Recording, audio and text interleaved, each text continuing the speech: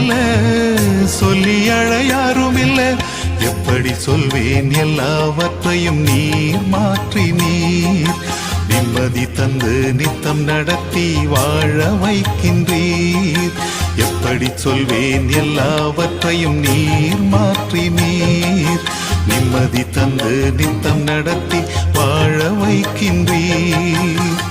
நீங்க மட்டும் இல்லைன்னா எங்கோ நான் சென்றிருப்பேன், எப்படியோ வாழ்ந்திருப்பேன், மண்ணுக்குள்ள போயிருப்பேன். மறந்தும் போயிருப்பார், மறந்தே போயிருப்பார். நீங்க மட்டும் இல்லைன்னா